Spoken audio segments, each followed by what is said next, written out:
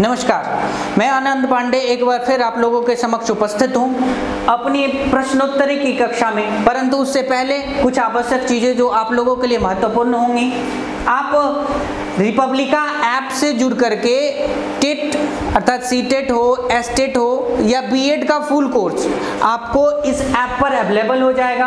अगर आप हमसे फेसबुक पर जुड़ना चाहते हैं तो आनंद श्रीधरम फेसबुक नाम से जुड़ सकते हैं। यूट्यूब चैनल रिपब्लिका श्रीधरम करके है जिस पर आप जुड़ सकते हैं। और सबसे बड़ी बात कि जो भी विद्यार्थी यह चाहते हैं कि हम एक ग्रुप के तौर पर एक जगह कलेक्ट होकर के इस टेट की तैयारी अर्थात एसटेट हो, सीटेट हो या बीएड की तैयारी जो अच्छी तरह से करना चाहते हैं वह इस व्हाट्सएप ग्रुप नंबर 76 हम एक बार फिर से लिख दे रहे हैं 7678599093 इस नंबर पर आप अपना व्हाट्सएप सेंड अपना नाम और कोड के तौर पर आप TET डालना नहीं भूलेंगे।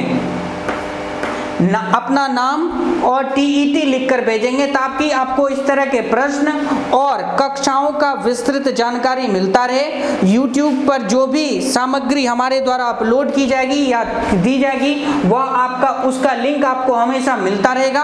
और साथ ही आपको इस पाठ्यक्रम की जितनी भी जरूरत की चीजें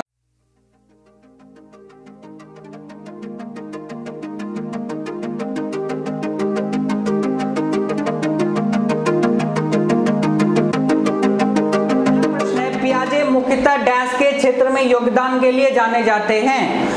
तो पियाजे मैंने पहले के टेस्ट में बता दिया था कि पियाजे संज्ञानात्मक विकास के संदर्भ में आते हैं। इसीलिए हमें जैसे ही पियाजे का नाम आएगा और वहां पर सिर्फ हमें ऑप्शन में एक चीज देखना है संज्ञान शब्द जैसे ही हम देखते हैं तो वहां पर हम टिक लगा देते हैं। चाहे वो पियाजे का कैसा भी प्रश्न क्यों ना हो उसमें हमें संज्ञानात्मक अर्थात ज्ञानात्मक विकास की बात पियाजे करते हैं।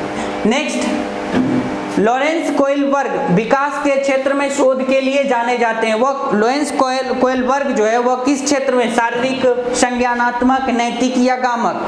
तो लॉरेंस कोइलबर्ग जो है वह नैतिक विकास की ओर जोर शोध किया है, नैतिक विकास के क्षेत्र में। अतः उनके लॉरेंस कोइलबर्ग का नैतिक विकास का सिद्धांत आएगा। पुनः अब अगले प्रश्न की ओर चलते हैं और वो प्रश्न है हमारा, बहुविध बुद्धि सिद्धांत के अनुसार सभी प्रकार के पशुओं, खनिजों और पेड़ पौधों को पहचानने और वर्गीकृत करने की योग्यता कहलाती है। अर्थात हम किस तरह से किसी भी रंग को, किसी भी जानवर को, किसी भी पेड़ को पहचान पाते हैं, वह पहचानने की जो क्षमता है वह किस नाम से जानी जाती है। तार्किक गणितीय बुद्धि के नाम से या प्राकृतिक बुद्धि के नाम से या भाषिक बुद्धि के नाम से या स्थानिक बुद्धि के नाम से। तो वह जाना जाता है प्राकृतिक बुद्धि के नाम से। किस नाम से जाना जाता है? तो प्राकृतिक बुद्धि के नाम से। अगला प्रश्न है हमारा कि हॉवर्ड गार्डनर का बुद्धि का सिद्धांत, यानी कहने का सीधा सा क्वेश्चन का मतलब है हॉवर्ड गार्डनर का बुद्धि का सिद्धांत कौन सा है, उन्होंने किन चीजों के ऊपर जोर दिया था। तो ऑप्शन ए है सामान्य बुद्धि, दूसरा विद्यालय में आवश्यक समान योग्यता, तीसरा प्रत्येक व्यक्ति की विलक्षण योग्यता और चौथा विद्यार्थियों में अनुबंधित कौशल। तो उनका था हॉवर्ड गार्डनर का बुद्धि के सिद्धांत में था कि प्रत्येक व्यक्ति की विलक्षण योग्यता क्या है, इस चीज को जानना। फिर अगले प्रश्न की ओर चलते हैं हम। अगले प्रश्न की ओर चलते हुए हम देखते हैं अगले प्रश्न को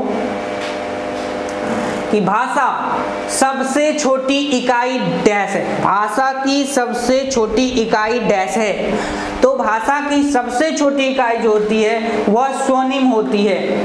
स्वनिम से तात्पर्य यह होता है, जैसे भाषा की सबसे छोटी इकाई अगर आप हिंदी व्याकरण की बात करते हैं तो वहां पर अक्षर की बात होती है। लेकिन जब एक बच्चे के विकास की बात होगी तो जब एक बच्चा विकास करता है तो उसमें भाषा की सबसे पहला बोध जो होता है वह अजीब तरह की आवाजें निकालते हैं और उसी क्रम में वह क्या होता है, उसे स्वनिम अर्थात स्वयं से वह कुछ बोलने की कोशिश के क्रम में कुछ बोलता है, वही भाषा की सबसे छोटी इकाई होती है बाल विकास के संदर्भ में।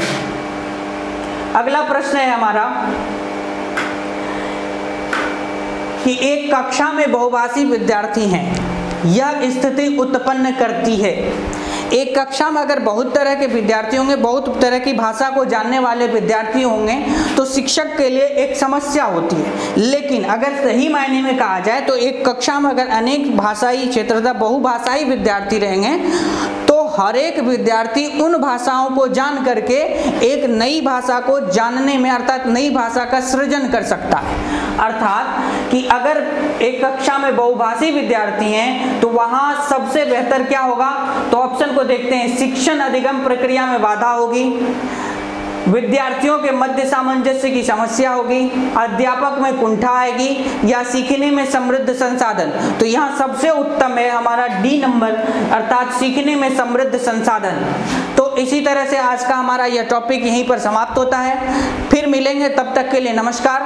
और एक आवश्यक सूचना जो मैंने पहले भी कहा था कि अगर कोई भी व्यक्ति, चाहे कोई भी, जो कि यह चाहते हैं कि हम इन चीज़ों की तैयारी पूरी तरह से करें और हमें इस विषय के में हमें बराबर जानकारी मिलती रहे, तो आप हमारे व्हाट्सएप नंबर, फिर हम एक बार लिख दे रहे हैं, व्हाट्सएप नंबर हमारा है 7678599093। इस पर जुड़ते ही आप कोड के तौर पर TET डालना ना भूलेंगे। इससे क्या होगा, आपको एक व्हाट्सएप ग्रुप में जोड़ लिया जाएगा जिसके माध्यम से टेट के संबंधित जो भी जानकारी उपलब्ध होगी वह आप लोगों के सम्मुख प्रस्तुत किया जाएगा। तब तक के लिए धन्यवाद।